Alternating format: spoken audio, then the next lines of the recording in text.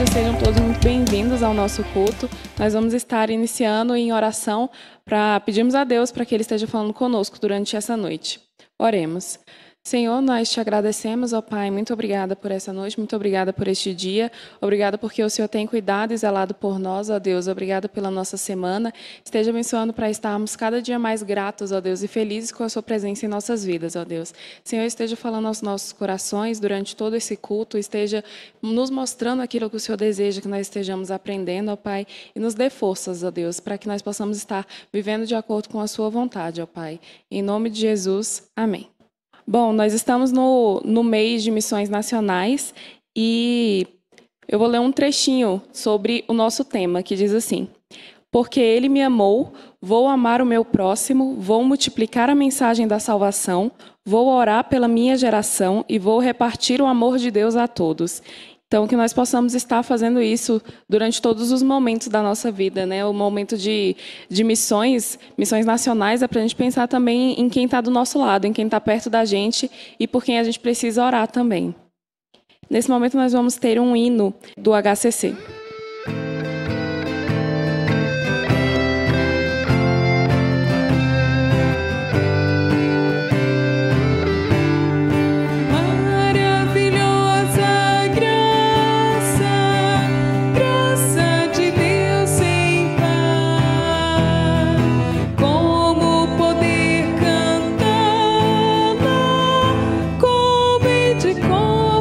Começar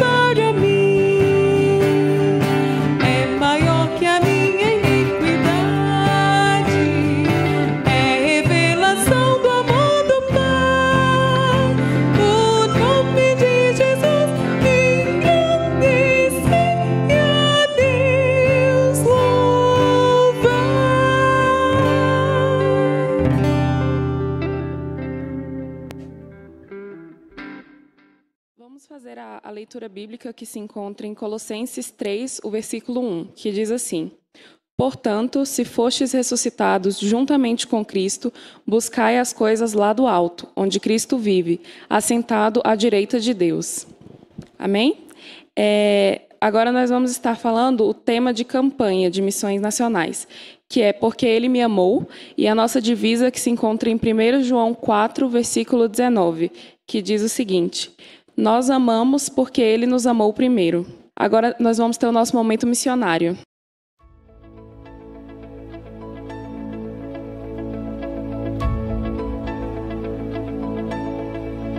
A esperança de salvação está na cruz do Rei Jesus. Por sua graça encontro paz e ao perder a vida atrás.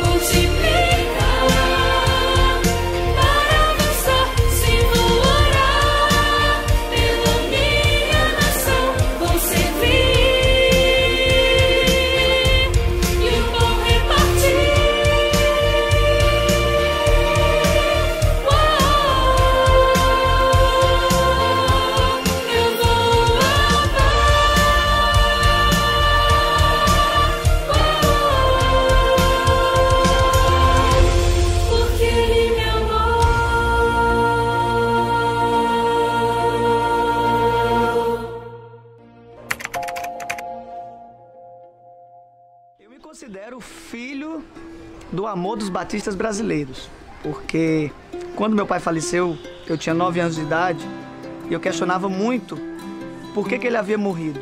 E todas as pessoas me diziam que era vontade de Deus, porque Deus que quis, e aquilo me irritava, porque para mim Deus era o culpado.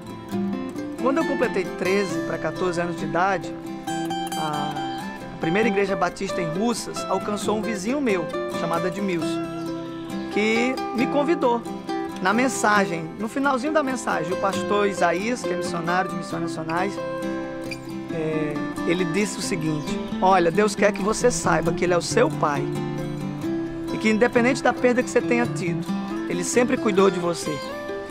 E naquele dia 9 de setembro de 2001, eu entreguei minha vida para Jesus e tive o privilégio de ser cuidado espiritualmente e também muitas vezes materialmente, porque aquela família missionária, ela me mostrou que a vida só vale a pena com Jesus. Quando chegamos à cidade de Russas, nós já éramos missionários de Missões Nacionais. Na realidade, nós estávamos vindo de Fortaleza para revitalizar um campo em Jaguaribe, uma cidade aqui próxima. Na volta, nós paramos em Russas e ficamos encantados com essa cidade onde não havia um trabalho batista. Chegando aqui, na realidade, Deus colocou no nosso coração o desejo de plantar um trabalho aqui nesta cidade. Um dos grandes exemplos do relacionamento discipulador é a vida do irmão Ítalo. Ítalo se converteu aqui com 13 anos e a igreja começou a investir na vida do Ítalo. É a vida na vida. Aos 16 anos de idade, eu tive o privilégio de começar um pequeno grupo no bairro que eu morava. E hoje eu entendo que aquela evangelização discipuladora é a maneira como Deus quer cuidar de nós.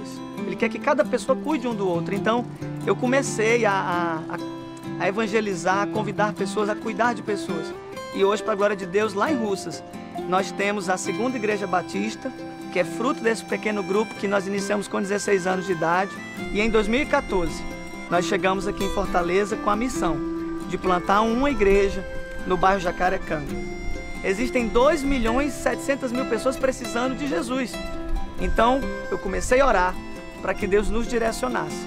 Com a visão de igreja multiplicadora, nós começamos a trabalhar com a evangelização discipuladora, o relacionamento discipulador, indo nas casas das pessoas, não apenas oferecendo estudo bíblico, mas oferecendo a elas a oportunidade de ter um amigo, de ter alguém que possa compartilhar vida na vida, vida de Deus com elas. Estamos lá no Joaquim Távora com o projeto de jiu-jitsu e aqui no Mondubim nós temos o projeto com as crianças que fazem aula de capoeira e esporte. E hoje, para a glória de Deus, nós estamos trabalhando na plantação de 4 igrejas. Nós estamos na região norte, com a Igreja Batista em Jacarecanga. Estamos na região oeste, com a revitalização da Igreja Batista em Quitino Cunha. Estamos na região sul, aqui nesse bairro, no Mondubim, com a plantação de igreja. Temos na região leste, no bairro Ancuri, a Igreja Batista Paraíso, também com PGM. E temos no coração de Fortaleza, no Seminário Batista do Ceará, nós temos hoje um PGM funcionando lá às quintas-feiras e já temos ali os cultos da congregação aos domingos. Então nós estamos trabalhando relacionamento discipulador, oração, plantação de igreja, formação de líderes e compaixão e graça. Conheci o missionário Ítalo e foi a bênção porque na realidade o primeiro trabalho que nós fizemos foi com ele lá em Joaquim Távora. E eu me recordo que das vezes que ele me dava carona, na porta lá de casa, a gente conversava muito, ele manifestava o desejo, né, de alcançar outros locais. Hoje eu pergunto para ele: e aí, missionário, como é que está? Ele disse: o jeito de NAF está bem melhor, né? E realmente assim, eu fico emocionado, porque arde o desejo de fazer algo, porque foi Deus quem colocou. As lágrimas são de alegria e de ter o privilégio de ver o agir de Deus, de ver as histórias da Bíblia saindo e acontecendo ao nosso redor. E eu creio que é só o começo. Quando eu me lembro que a família missionária chegou na minha cidade e me acolheu, quando eu lembro de tudo que Deus já fez na minha vida como cristão, na minha vida como missionário, e eu vejo a necessidade, a carência das pessoas, eu não me imagino mais a minha vida sem esse propósito. A minha razão de viver hoje é levar isso para as pessoas, para que as pessoas conheçam Jesus e saibam que Jesus transforma. E eu me alegro de ser um fruto desse amor, um fruto desse cuidado que os batistas brasileiros têm tido em pregar o Evangelho, fazendo discípulos, cuidando das pessoas.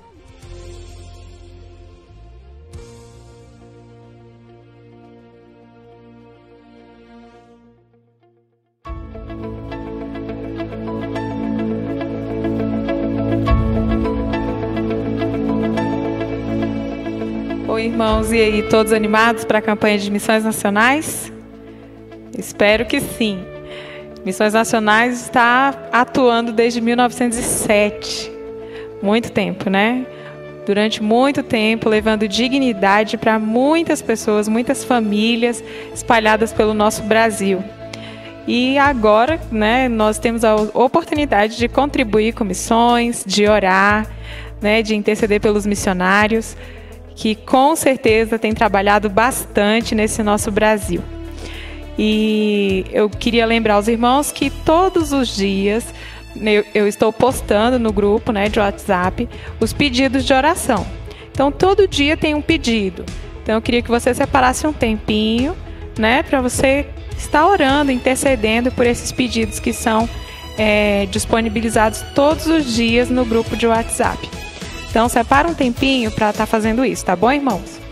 E outra novidade que a campanha de missões desse ano traz é um álbum, né? Tem um álbum de figurinhas que vai contando a história de missões nacionais. Então, se você quiser, né, ter acesso, você precisa baixar o aplicativo da campanha de missões nacionais, que é a campanha Porque Ele Me Amou, e fazer o seu cadastro lá.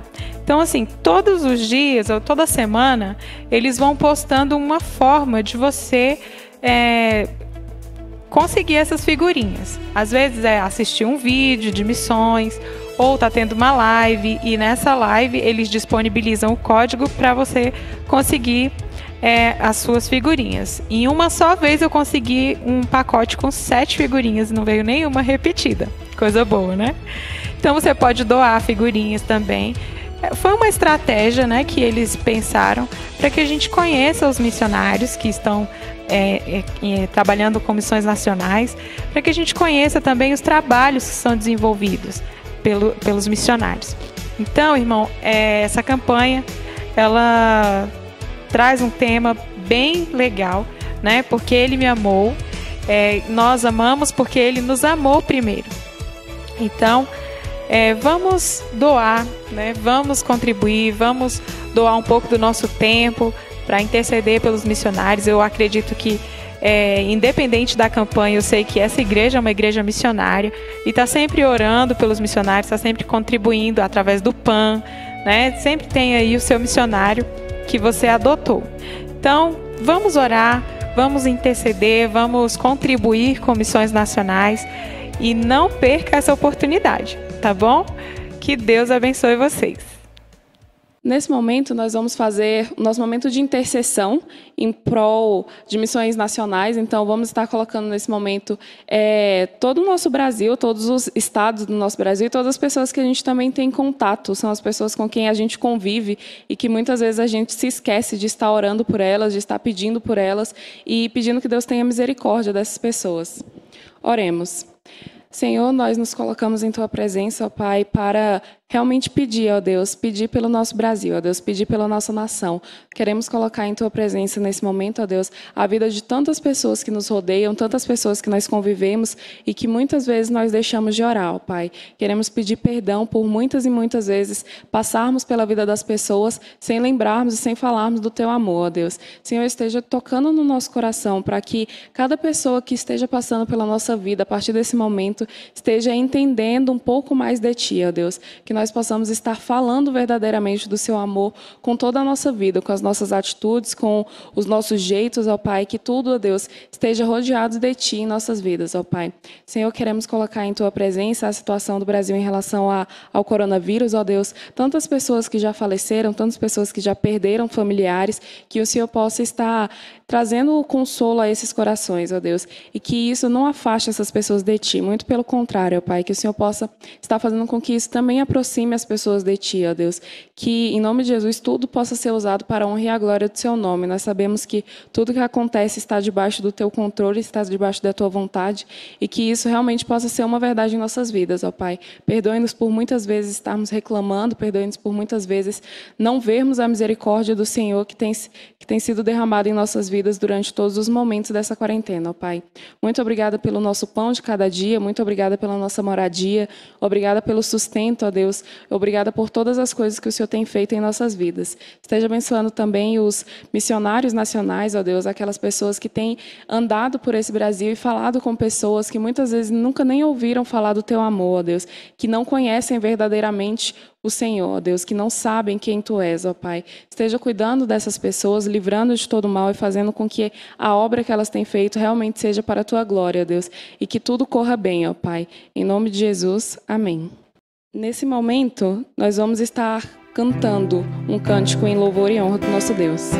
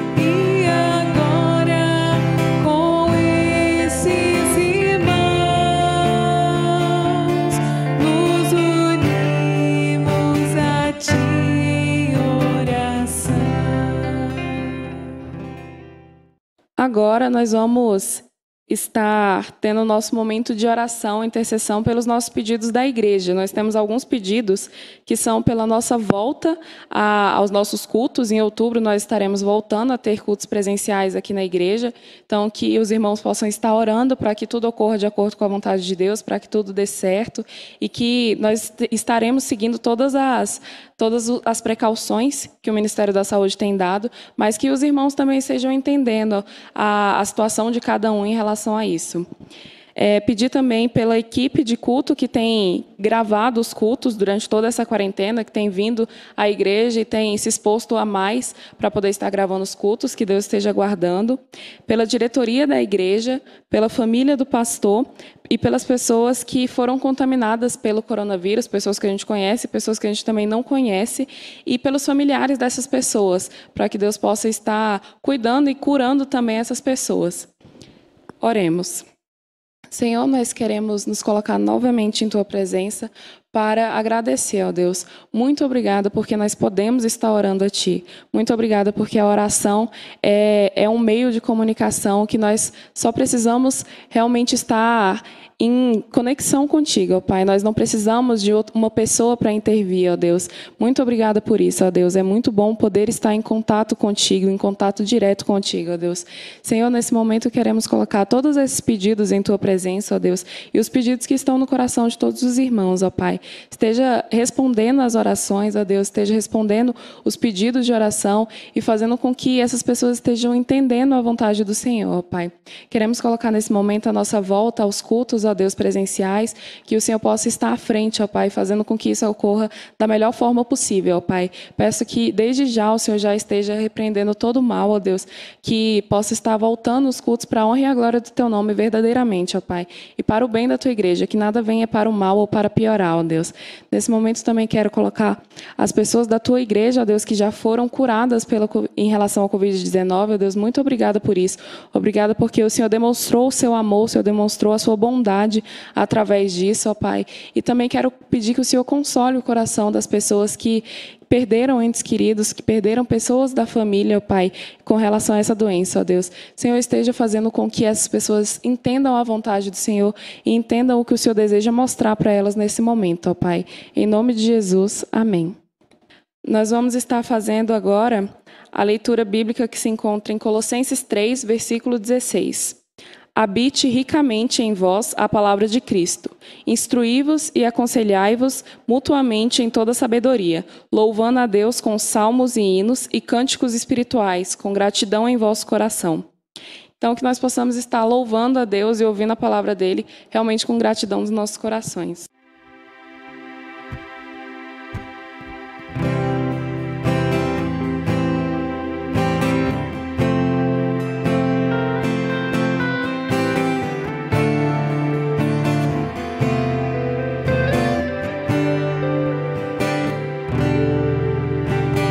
Vem e sopra sobre nós teu sopro,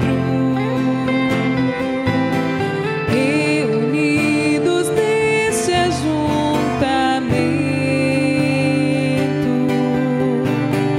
honra e santifica esse momento com a tua igreja que é teu povo. Teu rio de paz correr no meio destes que por fé vem bendizer-te e a uma voz oferecer-te seus louvores, súplicas e anseios.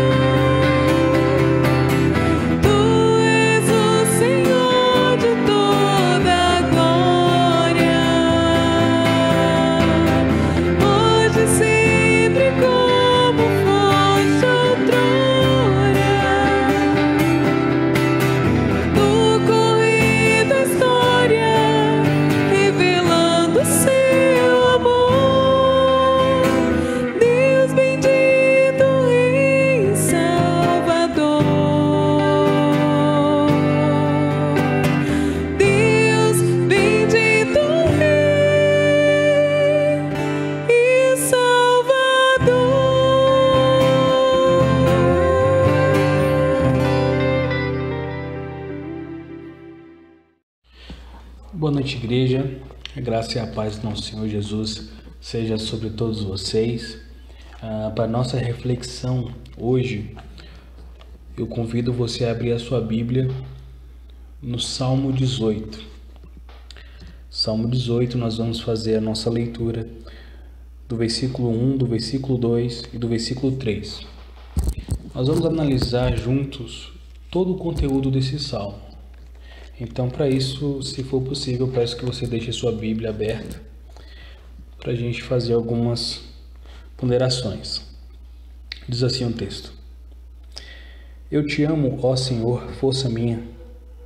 O Senhor é a minha rocha, a minha cidadela, o meu libertador. O meu Deus, o meu rochedo em quem me refugio, o meu escudo, a força da minha salvação, o meu baluarte. Vamos orar? Pai querido, Pai de amor, nós te agradecemos, ó Pai, por mais esse privilégio que nós temos de te cultuar, de te adorar. Obrigado, Pai, porque nós estamos juntos como igreja, desfrutando aqui, ó Pai, das bênçãos celestiais que nós podemos já sentir no nosso espírito, as bênçãos que são desfrutadas somente por aqueles que te seguem, ó Pai. Então nós te agradecemos por também, não só pelas bênçãos gerais, mas também por essas bênçãos específicas, e te pedimos nesse momento que o Senhor ilumine o nosso coração, a nossa mente, para entendermos a Tua Palavra. Essa é a nossa oração, em nome de Jesus. Amém. Amém. Bem,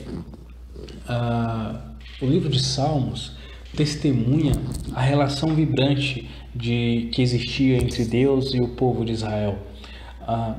Embora o Antigo Testamento retrate o povo de Israel como um povo rebelde, como um povo de dura cerviz, né? Um povo que constantemente estava se afastando de Deus, embora fosse o povo exclusivo de Deus, fosse o povo que tinha o privilégio de ver o poder de Deus na sua vida. Temos esse retrato do povo israelita, do povo hebreu no Antigo Testamento. Mas é preciso lembrar que o Antigo Testamento também mostra que mesmo diante a essa nação que era rebelde, havia ainda aqueles que se preocupavam com Deus, queriam manter a sua vida, as suas vidas diante de Deus, de desenvolver uma fidelidade com Deus. Muitos salmos demonstram como havia pessoas que estavam interessadas em louvar ao Senhor e mostrar como é que Deus atuava, mesmo em meio à tempestade que eles experimentavam. Por várias vezes, a intervenção pessoal de Deus nas suas vidas é retratada, e os salmos têm uma linguagem muito poética, né? É muito bonito, é muito gostoso ler salmos. É muito comum também a gente encontrar pessoas que nem têm uma rotina religiosa, vamos dizer assim, não têm o costume de frequentar uma igreja, enfim, não tem essa vivência, mas você encontra dentro das suas casas salmos, né? O Salmo 91, enfim, vários salmos que ficam estampados assim na casa. Por quê? Porque os salmos é bonito. E os salmos revelam assim, um relacionamento de Deus, com Deus, né? Então, em vez de ser a palavra direta de Deus para o povo, os salmos contêm as expressões de fé em Deus e as reações das pessoas diante da autorrevelação de Deus. Ao mesmo tempo, essas orações e hinos oferecidos a Deus também são palavra de Deus para nós. O próprio Deus moveu os salmistas a orar e a cantar, e é por essas palavras nós aprendemos muito sobre o caráter de Deus. Nós aprendemos como Ele é, nós aprendemos como Deus se relaciona com o mundo e com o seu povo. Então, assim como os outros livros, o livro de Salmos é plenamente inspirado por Deus. Inspirado significa soprado. Então, Salmos é a palavra soprada de Deus, e é por isso útil para nos ensinar, para nos corrigir, para nos instruir na justiça. No Salmo 18, especificamente, nós podemos encontrar ensinamentos valiosos. E quando eu li o Salmo 18, eu percebi como esse salmo tem muita coisa para nos ensinar. Inclusive, como podemos desenvolver uma vida cristã mais efetiva. Ou seja, como me tornar um cristão ou uma cristã melhor? Como nós podemos buscar a perfeição ou como eu posso dizer, uma vida cristã plena? Porque fato é que nós procuramos a perfeição em muitas áreas. Nós procuramos nos desenvolver profissionalmente, nós procuramos desenvolver os nossos talentos, nós procuramos, enfim, o ser humano procura estar a cada dia tentando se reinventar e melhorar. Agora, a tristeza está no fato de que muitos de nós, muitos cristãos, se acostumam, né? não buscam a perfeição na área que é a mais importante da vida cristã, que é a vida espiritual. Muitas vezes nos contentamos com o cristianismo mediano, com o cristianismo que é vivido simplesmente pelas experiências dos outros, quando na verdade nós deveríamos estar procurando ter as nossas próprias experiências com Deus. Então, eu quero ser alguém que tem uma postura de adorador. Eu não quero me contentar em ouvir a adoração dos outros apenas. Eu quero eu mesmo poder adorar ao meu Senhor. Eu quero ter minhas experiências com Deus. E eu acredito que você também quer. Eu acredito que você também deseja crescer na sua caminhada cristã. Então vamos juntos aqui analisar os Salmos 18. Eu vou destacar quatro ações que vão nos ajudar a desenvolver uma vida cristã mais efetiva a partir desse salmo. São ações que eu tenho tentado absorver no meu dia a dia, colocar em prática, e creio que vai ajudar você também, tá? Então o tema da nossa mensagem hoje é 4 passos para desenvolver uma vida cristã mais efetiva. 4 passos, e o primeiro deles é: o que nós precisamos fazer? Primeira coisa, nós precisamos desenvolver uma mente cristã de adorador. Uma mente cristã de adorador. Olha só, do versículo 1 ao versículo 3, a gente percebe que o salmista começa o seu cântico com adoração. Ele diz assim, eu te amo, ó Senhor, força minha. O Senhor é a minha rocha, é a minha cidadela, é o meu libertador, é o meu rochedo, é o meu refúgio, é o meu escudo, é a força da minha salvação. Então, ele está mostrando para nós o que Deus significa para ele. Eu quero te perguntar, o que Deus significa para você? É muito triste quando alguém pergunta para nós, olha, quem é Deus para você? E a gente fica naquela dúvida, não sabe o que falar. Às vezes a gente fala bem assim, Deus é tudo, né? Deus para mim é tudo. Mas é uma definição muito genérica, né? Porque como assim Deus é tudo? Não, ok, Deus é tudo, mas ele não é nada em especial para você? Isso me deixa incomodado. Então, assim, se você puder, escreva uma carta, faça igual o salmista, escreva um salmo. Comece dizendo o que o Senhor é para você. Isso pode ser uma carta só entre você e Deus, não tem problema. Pensa comigo, como você começaria esse salmo? Esse é o meu desafio para você. Escreva. Sabe por quê? Porque assim você vai desenvolver uma mente, você vai trabalhar a sua mente. Muitas vezes não conseguimos definir quem Deus é para nós porque não pensamos sobre isso. Estamos pensando em muitas coisas, estamos atarefados, preocupados com muitas coisas. E quando se trata de definir o Senhor Deus para nós, a partir das nossas experiências, a partir do nosso conhecimento, a partir do nosso aprendizado, a gente trava. E o salmista, ele usa muitas figuras de linguagem que mostra como ele retrata Deus. Então ele fala que o Senhor é o seu defensor, ele fala que o Senhor é o seu ajudador, O bacana é que, se você ler com calma esse salmo, você vai ver que ele nunca trabalha a ideia de que Deus é aquele que traz a agressão.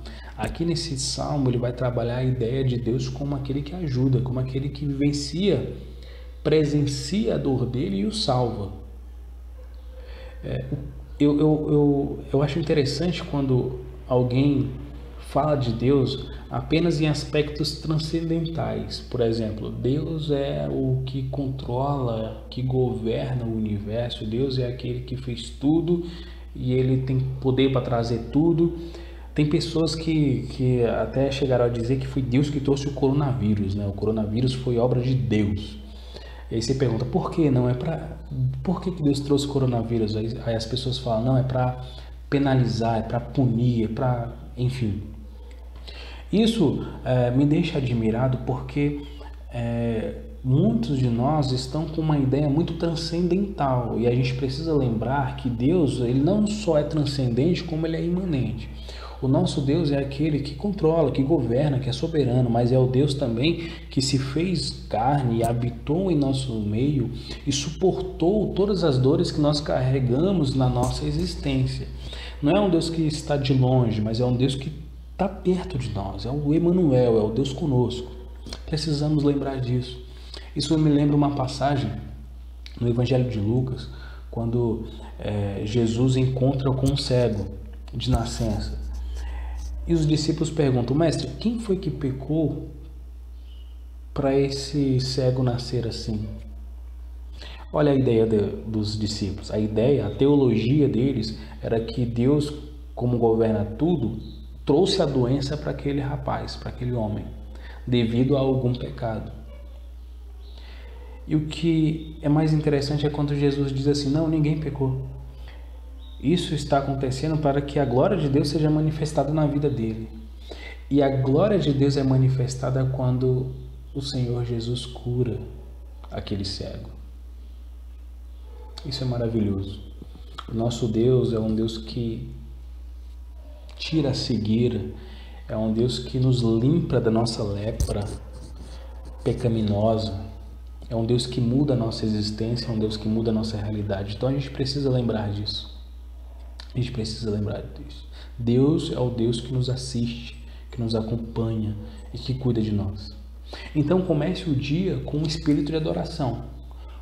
Comece a desenvolver, a mudar a sua forma de pensar, sabendo que Deus vai contigo.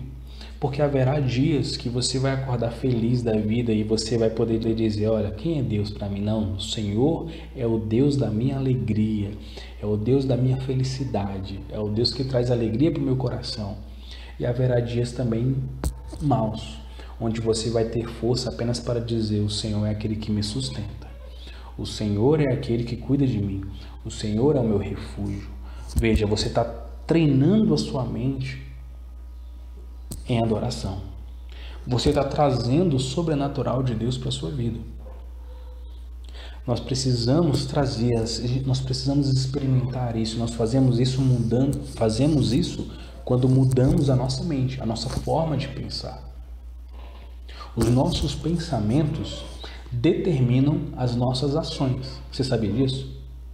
A maneira como você pensa determina as suas palavras, determina as suas atitudes. Em Provérbios, capítulo 23, versículo 17, diz, porque como imaginou em seu coração, assim é ele. Lembra dos 12 espias que Moisés enviou para espiar a terra de Canaã? Lembra que 10 voltaram destacando os gigantes? 2 voltaram destacando o quê? O poder de Deus. Enquanto os 10 estavam dizendo, tem muito gigante, ali vai ser complicado, não dá para a gente entrar, e com isso, tendo uma postura tão negativa que se esquecia do poder de Deus, que havia tirado eles da terra do Egito, os outros 2 estavam focados em Deus, daquele Deus que os tirou do Egito, daquele Deus que os libertou da escravidão. É uma forma de pensar. Que tipo de mente você tem desenvolvido, né? Que tipo de forma de pensar é a sua?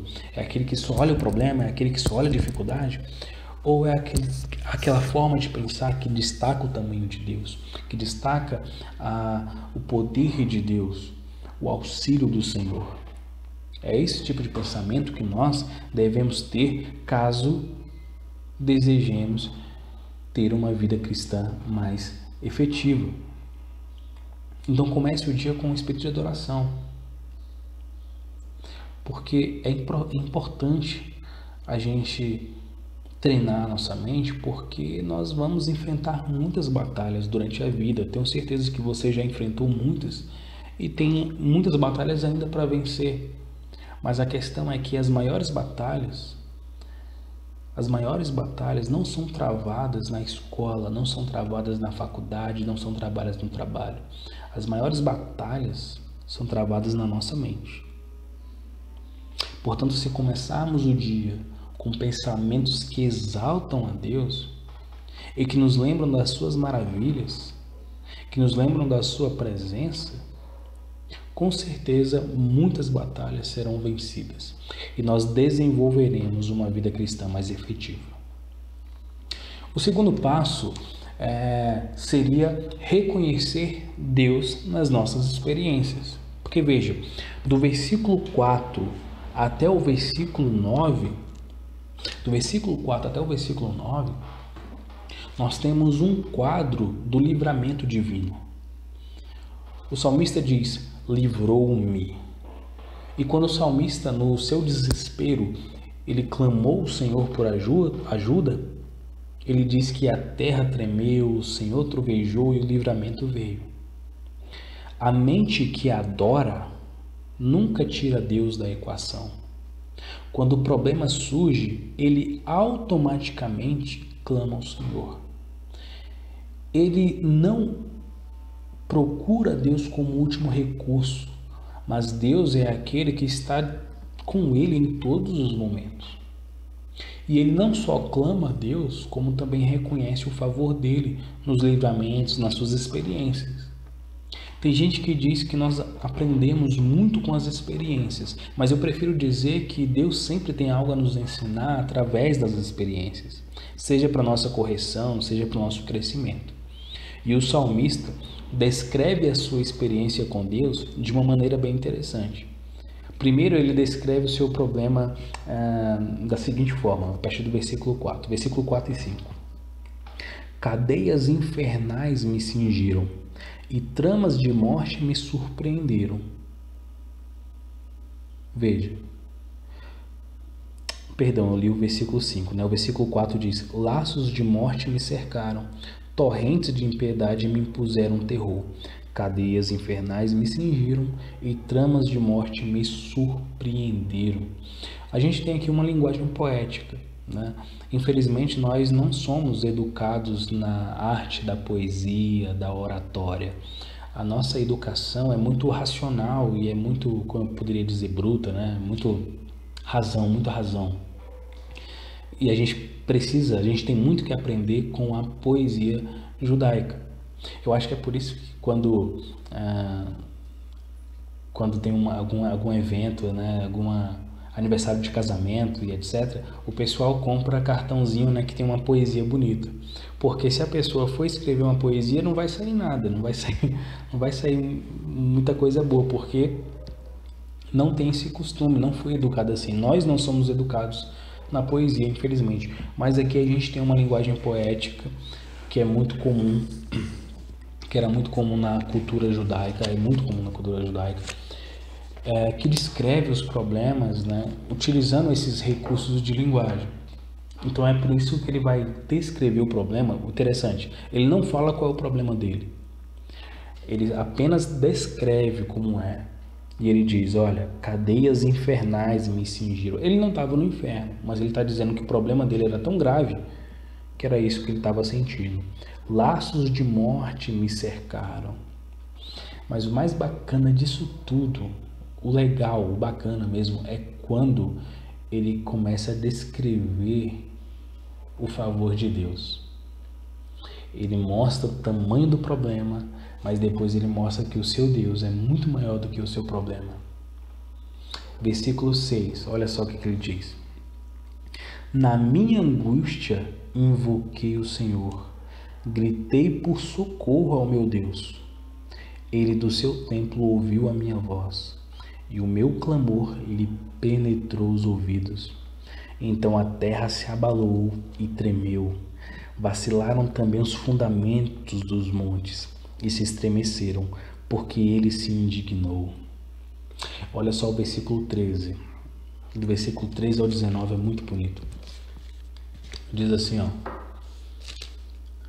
Trovejou então o Senhor nos céus, o Altíssimo levantou a voz, e houve granizo e brasas de fogo.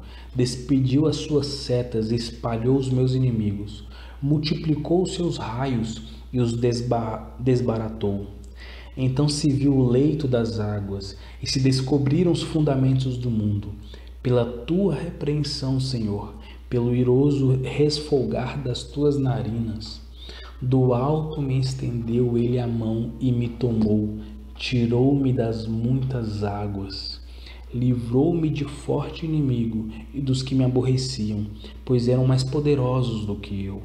Assaltaram-me no dia da minha calamidade, mas o Senhor me serviu de amparo. O Senhor me serviu de amparo. O salmista mostra como seu problema era grave e como o nosso Deus veio em seu favor com grande poder. Para desenvolver uma vida cristã efetiva, nós precisamos reconhecer Deus nas nossas experiências. Então lembra das dificuldades que você enfrenta, que nós enfrentamos? Descreva o seu problema ao Senhor, mas lembre-se, o Senhor vai ao seu auxílio. Então perceba, olhe, fique atento e veja a grandeza do Senhor. Veja como Deus vai te tirar de muitas águas. Veja como Deus vai vir ao teu socorro. Veja como o Senhor vai mudar a tua vida. E não se esqueça de fazer como o salmista. Guarde essas experiências, são suas. São marcas do teu relacionamento com Deus. Mas para você ter a capacidade de vivenciar essas experiências, você precisa primeiro mudar a sua mente. Uma mente que enxerga, que percebe o sobrenatural. Então, é importante desenvolver uma mente cristã de adorador e reconhecer Deus nas nossas experiências. Em terceiro lugar, é importante buscar a recompensa que vem dos céus. Do versículo 20 até o versículo 30, nós podemos perceber a base desse livramento. Olha só o que diz o versículo 20. Retribuiu-me o Senhor segundo a minha justiça, recompensou-me conforme a pureza das minhas mãos. O livramento aqui está claramente considerado como recompensa da justiça. É uma recompensa da pureza de mãos. É uma recompensa pela fidelidade do salmista. É uma recompensa pela sua honestidade. E essa avaliação que ele faz é muito mais pessoal e comparativa do que absoluta. Ele não está querendo dizer que ele nasceu perfeito, não. Ele está querendo mostrar que, comparado com as outras pessoas, ele tem se preocupado sim em guardar os preceitos de Deus. Será que você tem se preocupado em guardar os ensinamentos de Cristo? Jesus disse certa vez: aquele que me ama guarda os meus mandamentos. Será que nós não estamos falando muito que amamos o Senhor e estamos observando pouco os seus preceitos? Isso é uma coisa a ser avaliada. E uma outra coisa a ser lembrada é que o Senhor é um Deus que recompensa. Olha só o que ele continua a dizer do versículo 24 ao versículo 26. Daí retribuiu-me o Senhor segundo a minha justiça, conforme a pureza das minhas mãos, na sua presença. Para com benigno te mostras, com o íntegro também íntegro, com o puro te mostras, com o perverso inflexível. Deixa eu ler em uma outra tradução, que aí você vai entender essa poesia.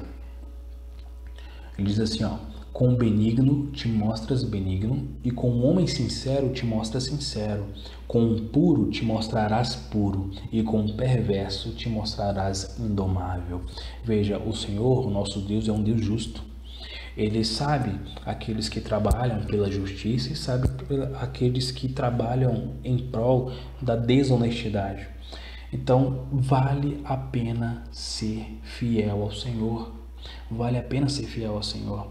Muitas vezes nós estamos com medo, né, de pensar nas recompensas de Deus. A gente pensa o seguinte: não, se eu pensar sobre as recompensas, eu estarei barganhando com Deus. Eu vou estar trabalhando em troca de um benefício. Mas o fato é que todos nós trabalhamos em troca de alguma coisa. Não é verdade? Você trabalha em troca do seu salário. Você trabalha em troca dos seus benefícios no final do mês. A grande questão é que nós estamos muito focados, né, em ter benefícios materiais e esquecemos que podemos também ter muitos benefícios espirituais. Nós podemos ter recompensas da parte de Deus nessa terra e na vindoura. Isso aqui não é teologia da prosperidade. Isso aqui é bíblico. O Senhor recompensa aqueles que são fiéis a Ele. De fato, a nossa salvação não tem mérito nenhum. A graça do Senhor é graça, não temos mérito nisso. Mas fato é que o Senhor recompensa aqueles que procuram ser cada vez mais íntegros, cada vez mais fiéis ao Senhor. Em 1 Coríntios, capítulo 15, versículo 18, diz assim, ó: portanto, meus amados irmãos, mantenham-se firmes e que nada os abale. Sejam sempre dedicados à obra do Senhor, pois vocês sabem que no Senhor o trabalho de vocês não será inútil. Não é inútil. Veja, trabalhar para o Senhor, na obra do Senhor, sempre trará resultados significativos para você. Jesus disse certa vez: não ajunteis tesouro na terra, porque aqui a traça corrói, a ferrugem consome, os ladrões roubam, mas ajuntem tesouros nos céus. Ajuntem tesouros nos céus. Então, nós precisamos buscar as recompensas de Deus, priorizar as recompensas do Senhor e não estar focado nas questões deste mundo. E o quarto e último passo é considerar Deus em todo esse processo. Nós precisamos então não só ter uma mente de adorador, não só reconhecer o poder de Deus nas nossas experiências, e não só buscar a recompensa que vem dos céus. Nós precisamos considerar Deus em todo esse processo. É um quadro, então, de profunda gratidão. Veja o que diz o versículo 31 até o versículo 45. Diz assim, ó: pois quem é Deus, senão o Senhor? E quem é o rochedo, senão o nosso Deus? O Deus que me revestiu de força e aperfeiçoou o meu caminho. Ele deu aos meus pés a ligeireza das corças e me firmou nas minhas alturas. Ele adestrou as minhas mãos para o combate, de sorte que os meus braços vergaram um arco de bronze. Também me deu o escudo da tua salvação. A tua direita me susteve, a tua clemência me engrandeceu. Alargar-te sob meus passos o caminho, e os meus pés não vacilaram. E aqui ele continua agradecendo ao Senhor. Ele continua dando crédito da sua vitória a Deus. O crédito da vitória é concedido a Deus. porque foi Ele que preparou o meu caminho, foi Ele que me ensinou, foi Deus que possibilitou o ambiente favorável para que eu pudesse demonstrar o meu talento, foi Deus que não só concedeu esse ambiente favorável para eu exercer o meu dom, o meu talento, como foi Ele que me deu o próprio talento, o próprio dom. Foi Ele que me treinou, foi Ele que me conduziu à batalha e foi Ele que me deu a vitória. É como diz em 2 Coríntios capítulo 3, versículo 5, não que possamos reivindicar qualquer coisa com base em nossos próprios méritos, mas a nossa capacidade vem de Deus. Então, na verdade, aqui no caso não seria uma recompensa. O melhor seria ser agraciado. Eu sou agraciado por ter encontrado o Senhor, porque na verdade Ele me encontrou. Eu que não te procuravas, tu veio até mim. O crédito é dado a Deus. Então, para a gente poder desenvolver uma vida cristã mais efetiva, nós precisamos considerar Deus no processo da nossa vida, em toda a nossa vida. Em toda a nossa vida. Agostinho escreveu nas suas Confissões um texto que eu acho muito bonito e eu quero ler para vocês. Diz assim, tarde te amei, ó beleza tão antiga e tão nova, tarde te amei. 30 anos estive longe de Deus, mas durante esse tempo algo se movia dentro do meu coração. Eu era inquieto, alguém que buscava felicidade, buscava algo que não achava. Mas tu te compadeceste de mim e tudo mudou, porque tu me deixaste conhecer-te. Entrei no meu íntimo sob a tua guia e consegui, porque tu te fizeste meu auxílio. Do versículo 46 ao versículo 50, o salmista termina com um hino de louvor final. Ele diz assim, exaltado seja o Deus da minha salvação. Toda honra e todo louvor são devidos a Deus, ao nosso Deus Pai e ao Cordeiro. É por Ele que vou viver, é por Ele que vou cantar louvores, é por Ele que nós vamos desenvolver os nossos talentos, é por Ele que nós vamos fazer aquilo que nós fazemos, porque Ele é merecedor de toda a honra, de toda a glória, de todo louvor.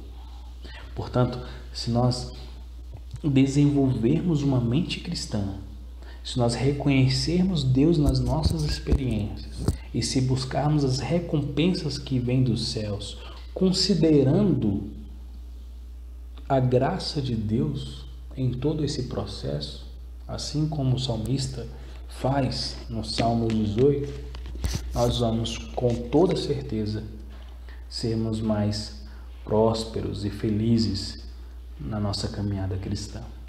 Que Deus abençoe você e que você cresça em graça e em conhecimento do nosso Deus. Deus te abençoe.